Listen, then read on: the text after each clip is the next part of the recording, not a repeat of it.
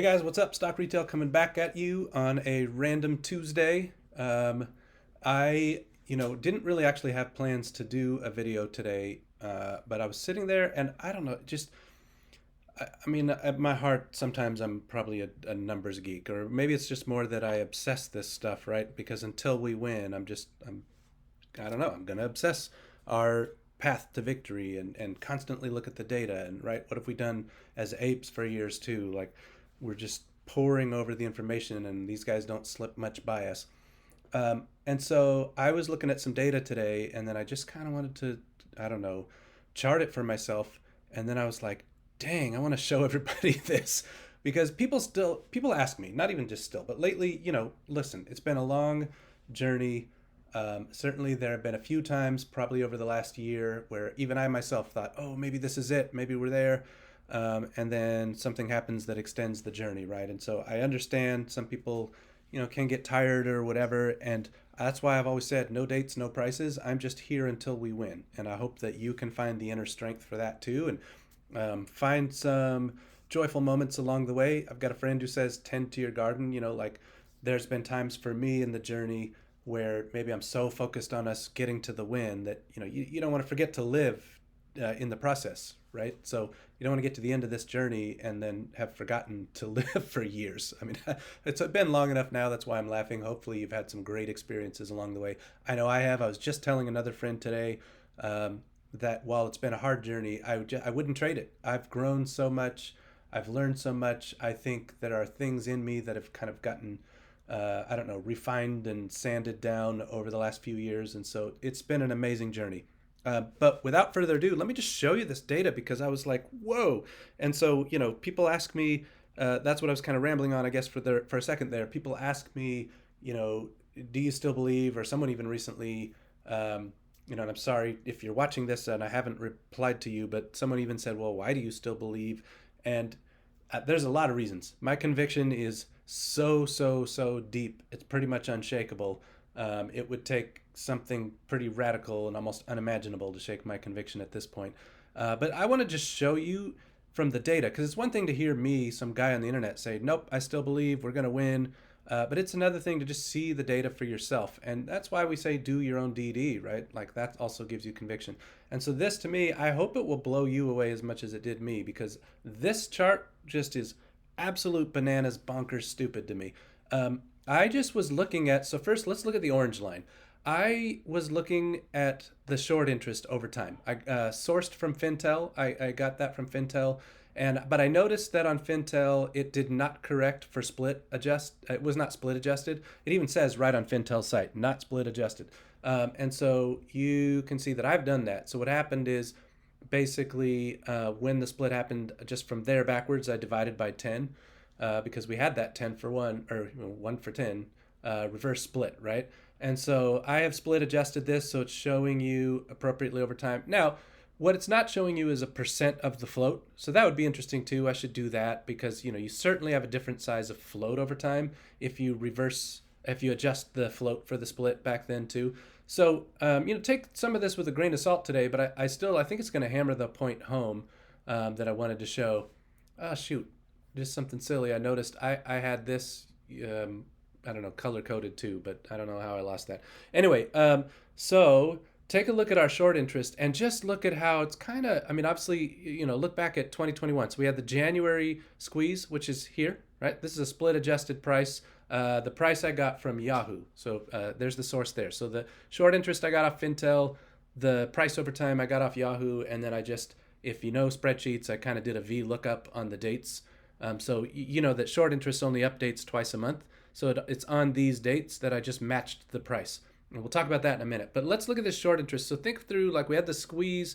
Well, people call it the sneeze, and I think rightfully so in many ways, because you can see that short interest did not significantly, they didn't close, right? So in terms of a percent of what was shorted, when we had our big run, okay, there's some shorts that close, but then boom, they get right back into it and climb pretty steadily. And then, whoa, spike, and then a dip, and then a spike, right? So they kind of released a little bit and then shorted and then released and then reshorted. And then you get the big run. Whoa, look at all that they had been shorting. They clearly, I mean, this is the strike. Look at here. This is 2024. This is the strike. I'm sure that they thought we were not going to make it out of the strike. I mean, if you're a short, look at the price, right? So why don't I just keep going through for a second and we'll kind of come back to that. So they just are parabolic, right? We went parabolic on the shorts here. And then, it was trickling down for a while. We had some slightly better price action for a while. And then I'm curious too. Let's see. So Kitty popped up here, right? So actually they shorted it. Well, that's what happened when we spiked to like, I don't know, $12 or whatever. Somebody correct me on, I don't remember exactly what we spiked to back then. When Kitty kind of came back. And if you look at our volumes too, I thought about throwing volume on this chart. You will also see that the spike in May of 2024 is by far just an insane amount of volume, even compared to January and June of 2021. It dwarfs those kind of orders of magnitude. And then so kind of they were letting go of some shorts for a while, and then just look at this, whoop, all the way back up. Trying to think. So we reported, let me look at this. We reported, I guess it was that Q1 earnings. We must have reported at the beginning of April. So there's what's happened, right? So we had the Q1 that was significantly impacted. It was almost like a strike quarter. The Q1 of this year was, I called it kind of an air bubble working through the pipes type of quarter.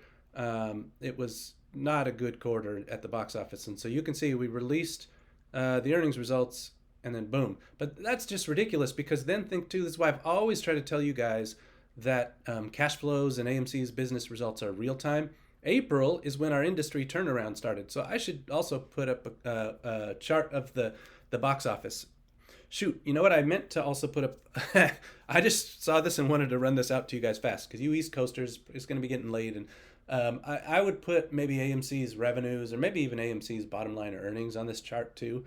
And so what you see here, that our earnings radically improved right here. And just interesting then, so if you draw from April, if our earnings radically improved at this, at this moment here, would it make sense to you, just say it out loud, a company that radically improved its earnings in an industry that radically improved, and you see the shorts go parabolic like this? Phew.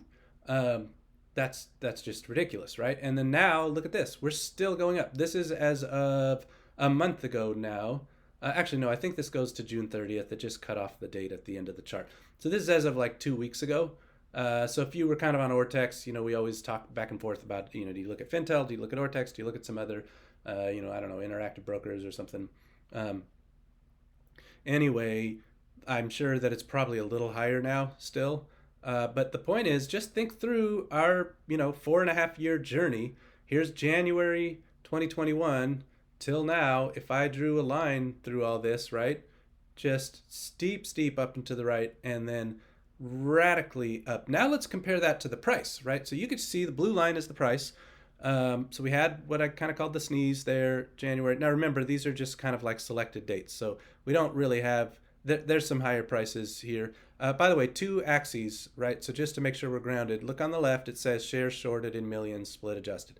So this axis is for the orange bar. But then on the right, over here, you can see the price that I got from Yahoo. Here's the stock price. And so compare, as I go through the blue line, use these numbers on the right, okay? So all I'm just saying is this doesn't quite have that sort of January 19 to January 28 kind of time frame there. You get January 15th and you get February 1st, right? So it was a little higher, over here. Again, split adjusted, right? So it would be closer to that $200 line. It'd be kind of up here. But then notice, obviously the shorts climbed. We had our June run, right? So I would call that 720. That's usually what I quote. Again, we don't have the exact right dates on here, so you're just seeing close as of, that's probably June 15th right there. But above, $600, split adjusted. So just think too, then, at when we were at $600, the split adjusted short shares was way down here. It's probably like, I don't know, 9 million shares or something. And now we are at 65 million. So there are 7 times as many shares shorted now when the price is at $3. What did we close today? Like, I don't know. It's been a very busy day for me. I should know this. Like 314, 315, maybe 313. If this was alive, you'd be watching me take a look real quick. 312. All right, so we closed at 312. Um,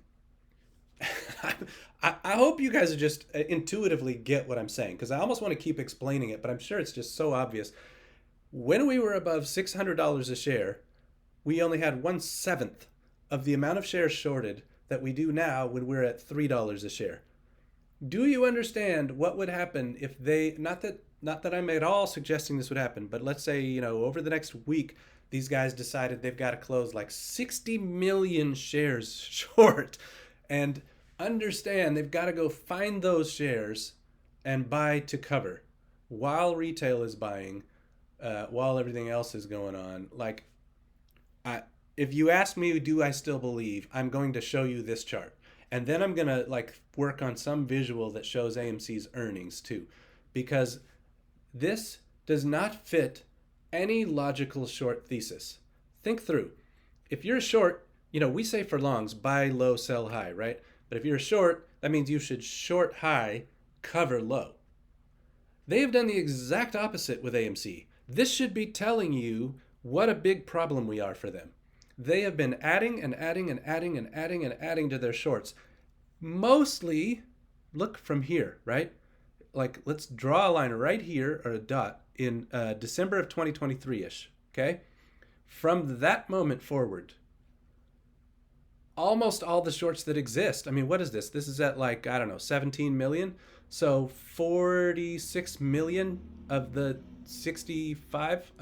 48 million. 48 million of the 65 million have been added since the price was down at like, I don't know, $2.80 or something, or $3 or whatever it is. I don't know. I guess we were higher then, but you get the point that whatever price we were at around, say, January 1st of 2024, almost all the shorts have been added. A large, I don't know what that was, like 3/4-ish. I don't know, it's probably like, let's say 70% of all the shares that are shorted basically have kind of been added, since that time. So they're not in profit on very many of them. Certainly not since here. And they are shorting low. That does not make sense. And then here's another thing that would not make sense for a short thesis, right? Would you short a company with improving earnings? No. That's the opposite of a short thesis. You should be shorting a company in trouble. Would you short a company that has refinanced its debt and doesn't owe anything for years? No, that doesn't fit the short thesis. And yet, they are doing it. So you need to ask the logical question of, why are their shorts going parabolic at the same time that the company's revenues and earnings have actually gone up significantly? I still believe we are going to win. We're going to crush the manipulators and the distorters simply with our business results. So let's look a little more at that. And so I'm just saying, guys, keep focused. Stop letting people, FUD you and give you all kinds of fear, uncertainty, and doubt. I can't make anyone stay here, so let me even disclaim that a little bit. It's your money. You need to do what's right for you, and you need to be able to sleep at night. Like, I don't want anybody having, heartburn and stuff. But for me, I am not leaving. I believe in what we're doing. And just in terms of a logical thesis, AMC is turning profitable. So here you go. I will do a Q2 earnings preview, hopefully before Adam and team do the earnings call. I usually like to do that and just give you what I think. But I'm still looking. I've got us kind of hovering close to $40 million in profits. Yes, that's lower than I had said for a while, but it's still 3x our best quarter ever of the ape era. So I've got us, I don't know, $38 to $40 million of profits. I'll go fine tune that and give you guys a number. But I believe strongly, had profits in Q2. I think we're looking at a new post-COVID record for AMC. So at a time, right, when the shorts are here, we're about to say the best we've had. So, take some comfort in that. Q3, I don't know yet, guys. I feel like Q3 could be right at the zero mark, maybe a little bit negative in terms of bottom line. But remember, some of that is non-cash expenses. And so it's still, we're in this industry recovery. I mean, if you guys are watching July, right, we've had Jurassic, we've had Superman, we've had the legs from things like F1 and Elio and 28 Years Later and How to Train Your Dragon. July is just cooking, and August is going to be cooking too. Uh, and so let me come back to Q3. But I think the point is, Adam and team have said we're going to have the last 9 months of the year are cash flow positive. I believe that as well. And so then, I'm focusing on our bigger quarters here. So Q2, maybe $40 million of profit, maybe a little bit less than that. Q4, big profits, like beating that by quite a bit. That's why I've got even Avatar on the screen just to remind you of the size of some of the movies coming. And then 2026, big profits. While the shorts are at all-time record highs and the stock is low, right? Just again, logically think through what happens if we prove we're a profitable company.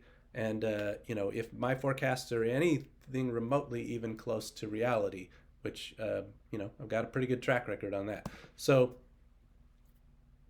I just believe, guys, we will win. So let's go.